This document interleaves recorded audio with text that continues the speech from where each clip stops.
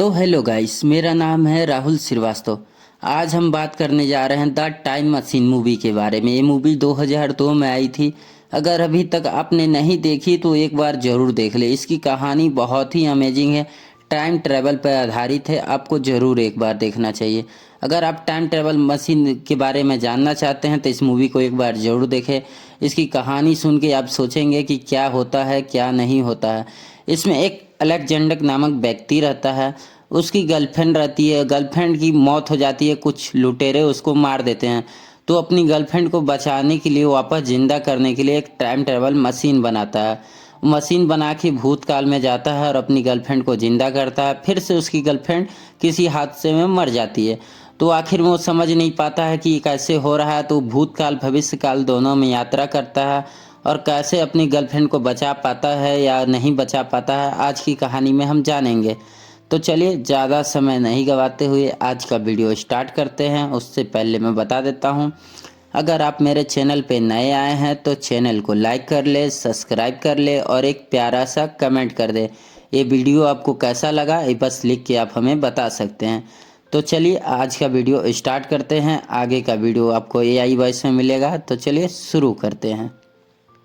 Movie की शुरुआत होती है सन 1899 के न्यूयॉर्क शहर में, जहां अलेक्जेंडर कोलंबिया यूनिवर्सिटी का एक प्रोफेसर होता है और साथ ही एक इन्वेंटर भी था। तभी उसका दोस्त फिल भी वहां आकर उसे याद दिलाता है कि उसे तो आज एमा के साथ डेट पर जाना था। तब ये सुनते ही अलेक्जेंडर तुरंत अपने घर के लिए निकलता है। फिर घर पहुंचते ही जल्दी से तैयार होकर और अपनी हाउसकीपर से अंगूठी लेकर एमा से मिलने के लिए निकल जाता है। अब अलेक्जेंडर जैसे ही पार्क पहुंचता है तो वह फूल खरीदने के लिए फूल वाली की तरफ बढ़ता है। तभी उसकी नजर उस जमाने की सबसे पहली गाड़ी पर पड़ती है और वह उस गाड़ी को देखकर बहुत सरप्राइज हो जाता है, क्योंकि उस जमाने में लोग सिर्फ घोड़ा गाड़ी में ही सफर करते थे। तभी गाड़ी का मालिक उसे बताता है कि ये गाड़ी अक्सर चलते चलते बंद हो जाती है और बीच सड़क में उसे बनाना पड़ता है। तभी अचानक से गाड़ी चल पड़ती है और अलेक्जेंडर तुरंत हैंड ब्रेक लगाकर गाड़ी को रोक देता है। इसीलिए वह आदमी अलेक्जेंडर को शुक्रिया कहकर वहाँ से चला जाता है और अब देर होने के कारण अलेक्जेंडर बिना फूल खरीदे ही एमा की ओर भागता है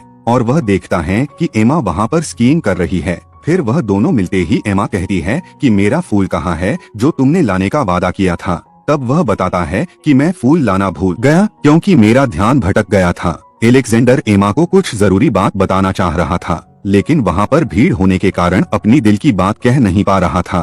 तभी एमा उसे पार्क के किसी शांत जगह में चलने के लिए कहती है। फिर पार्क के उस शांत जगह में अलेक्जेंडर एमा को प्रपोज कर देता है और उसे अंगूठी पहनाता है। तभी अचानक से वहाँ पर एक लुटेरा आ जाता है और वह अलेक्जेंडर की सारी चीजें छीन लेता है। फिर वह एमा की अंगूठी छीनने की कोशिश करता है और इसी दौरान एमा को गोली लग जाती है, जिसके कारण वह वहीं पर मर जाती है। जिसके बाद हमें 4 साल बाद का सीन दिखाया जाता है, जहां हम अलेक्जेंडर को देखते हैं जो अपने घर पर ही एक सीक्रेट इन्वेंशन के ऊपर काम कर रहा था। तभी फिल भी उसके घर आता है और उसे यहाँ से कहीं बाहर जाने के लिए कहता है, क्योंकि वह यहाँ से कई सालों से नहीं निकला था। और फिल भी अलेक्जेंडर को समझाता है कि उस हादसे का जिम्मेदार तुम नहीं हो और जो हो चुका है उसे बदला नहीं जा सकता। तभी अलेक्जेंडर कहता है कि नहीं, तुम गलत हो क्योंकि मैं इसे बदलूंगा। जिसे सुनकर फिल भी अलेक्जेंडर का इन्वेंशन देखने की जिद करता है। तब अलेक्जेंडर कहता है कि वह 1 हफ्ते बाद इन्वेंशन देखने के लिए आए, क्योंकि उसका इन्वेंशन 1 हफ्ते में कंप्लीट हो जाएगा। तब फिल भी मान जाता है और वहाँ से चला जाता है। फिर उसके जाने के बाद अलेक्जेंडर वैसे ही तैयार होता है जैसे वह एमा के मौत के दिन तैयार हुआ था। जिसके बाद वह एक बड़ा पर्दा हटाता है जिसके पीछे एक बड़ा टाइम मशीन था। फिर वह टाइम मशीन शुरू करता है और वह उसी दिन पहुंच जाता है जिस दिन एमा की मौत हुई थी। तभी एमा उसके पास आती है और कहती है कि आज तो तुम बहुत जल्दी आ गए। तब अलेक्जेंडर एमा को अपने सामने जिंदा देखकर गले लगा लेता है और कहता है कि मुझे तुमसे कुछ जरूरी बात कहनी है। तभी एमा उसे पार्क के किसी शांत जगह में चलने के लिए कहती है, लेकिन इस बार अलेक्जेंडर वहाँ पर जाने से साफ मना कर देता है और इस बार वह एमा को लेकर शहर में आ जाता है। तभी एमा अलेक्जेंडर से फूल दिलाने की जिद करती है। तब अलेक्जेंडर एमा को वही सड़क के किनारे रुकने के लिए कहता है और वह सड़क के दूसरी तरफ फूल खरीदने के लिए चला जाता है। तभी अचानक से एक घोड़ा गाड़ी आकर एमा से टकरा जाती है, जिससे उसकी दोबारा से मौत हो जाती है। जिसके बाद अलेक्जेंडर सोचता है कि इस बार तो वह लोग पार्क में नहीं थे और किसी सेफ जगह पर थे, लेकिन वह फिर भी पास्ट को क्यों नहीं बदल पाया। जिससे हमें पता चलता है कि वह चाहे पास्ट में जाकर जितनी बार भी एमा को बचाए, वह किसी न किसी तरीके से मर ही जाएगी। तभी अलेक्जेंडर भविष्य में जाने की सोचता है, क्योंकि शायद भविष्य में जाकर उसे पता चल जाए कि पास्ट को कैसे बदलें। इसीलिए वह भविष्य में जाने के लिए टाइम मशीन स्टार्ट करता है और टाइम ट्रेवल करते हुए वह सन 2032 में पहुंच जाता है, जहां इंसानों ने चांद पर रहने की एक सिटी बना ली थी। फिर उस समय के न्यूयॉर्क पब्लिक लाइब्रेरी में जब अलेक्जेंडर जाता है, तभी उसके सामने होलोग्राफिक लाइब्रेरियन वोक्स आ जाता है। तब अलेक्जेंडर पहले उसे कांच के पीछे खड़ा एक आदमी समझता है, लेकिन जब वह कांच के दूसरी तरफ देखता है तो वह चौंक जाता है, क्योंकि वह समझ नहीं पा रहा था कि ये वोक्स क्या है। तब अलेक्जेंडर उससे पूछता है कि तुम क्या चीज हो, जिस पर वोक्स बताता है कि मैं समस्त मानव ज्ञान का भंडार हूँ, और साथ ही कहता है कि पूछो जो पूछना है। तब अलेक्जेंडर उसे टाइम ट्रेवल के बारे में पूछते हुए कहता है कि क्यों हम पास्ट को नहीं बदल सकते हैं, जिस पर वोक्स बताता है कि उसे इसके बारे में कुछ पता नहीं है, क्योंकि अभी तक टाइम मशीन का इन्वेंशन ही नहीं हुआ है। जिसे सुनकर अलेक्जेंडर लाइब्रेरी से चला जाता है और फिर से अपनी भविष्य में जाने की यात्रा जारी रखता है। तभी उसे एक तेज झटका लगता है, जिससे वह टाइम मशीन रोक देता है और वह सिर्फ 7 साल ही आगे आया था, यानी सन 2037 में। तभी वहाँ उसे पता चलता है कि चांद पे बनाई गई सिटी की वजह से चांद टूट गया है और उसके बड़े बड़े टुकड़े चट्टानों की तरह पृथ्वी पर गिर रहे थे।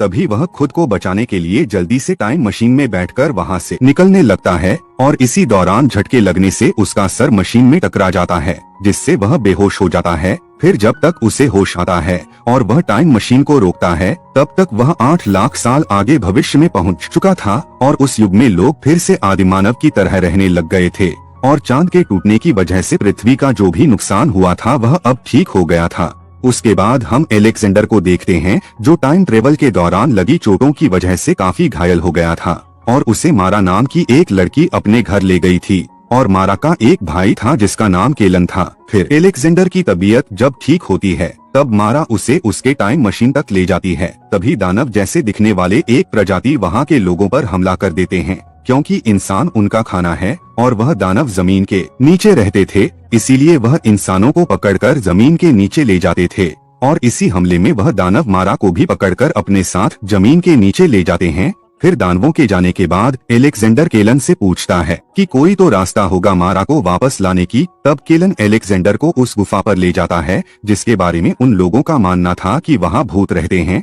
फिर वहां जाने पर अलेक्जेंडर को पता चलता है कि जिसे वह लोग भूत समझ रहे थे, वह दरअसल सन 2032 का होलोग्राफिक लाइब्रेरियन वोक्स था, जो अभी तक काम कर रहा था। तब अलेक्जेंडर वोक्स से उन दानव तक पहुंचने में मदद मांगता है, जिस पर वोक्स कहता है कि वह बस पूरब दिशा के जंगल में उन दानवों के सांसों का पीछा करें, जिससे वह उन तक पहुंच जाएगा। फिर अलेक्जेंडर उन दानवों के अड्डे के पास पहुंचकर वह केलन को वापस भेज देता है और अकेले उन दानवों के अड्डे में प्रवेश करता है, लेकिन अचानक वह वहाँ के हड्डियों के ढेर में गिर जाता है। फिर दानव उसे पकड़कर अपने राजा के पास ले जाते हैं। तब अलेक्जेंडर उनके राजा को देखकर चौंक जाता है, क्योंकि वह दिखने में इंसानों की तरह लग रहा था। तभी राजा उसे बताता है कि ये दानव हमेशा से ऐसे नहीं थे। जब चांद टूटकर पृथ्वी पर गिरने लगे, तब पृथ्वी मानव नस्ल को संभाल नहीं सकी। कुछ धरती के ऊपर ही किसी तरह रह गए और बाकी के जमीन के नीचे आकर बस गए।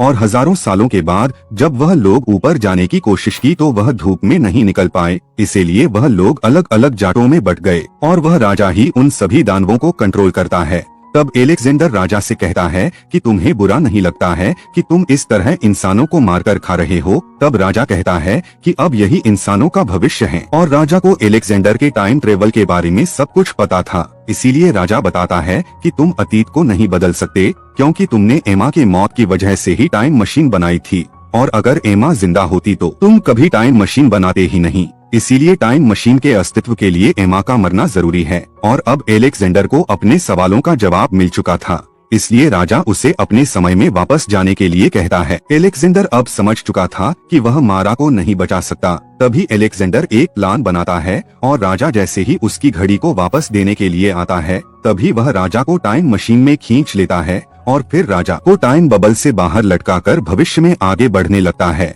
जिससे राजा की उम्र तेजी से बढ़ने लगती है और वह मर जाता है। उसके बाद अलेक्जेंडर टाइम मशीन को रोकता है लेकिन तब तक वह 63 लाख साल आगे आ चुका था। तब उस समय में वह देखता है कि उन दानवों ने पृथ्वी पर कब्जा करके पूरी दुनिया को तबाह कर दिया था। ये देखकर एलेक्जेंडर मारा को बचाने के लिए वापस उसके समय में लौट जाता है और मारा को आजाद करता है। फिर टाइम मशीन को स्टार्ट करके उसमें अपनी घड़ी फंसाकर मारा के साथ वहां से भाग जाता है। तभी टाइम मशीन जाम होने के कारण समय में इम्बैलेंस पैदा होने लगता है और टाइम मशीन ब्लास्ट हो जाता है, जिसकी वजह से सभी दानव मारे जाते हैं। उसके बाद हम देखते हैं कि वोक्स वहां के लोगों को पढ़ाने लगता है। दूसरी तरफ मारा और केलन एलेक्जेंडर को उसी जगह पर ले जाते हैं जहां उन्हें टाइम मशीन मिली थी, और यह वही जगह थी जहां एलेक्जेंडर का घर हुआ करता था। तभी हमें एलेक्जेंडर के युग में बीते गए समय को दिखाया जाता है, जहां एलेक्जेंडर का दोस्त फिल्बी हाउसकीपर से कह रहा था कि चलो अच्छा है, एलेक्जेंडर ऐसी जगह पहुंच गया है जहां वह खुश होगा।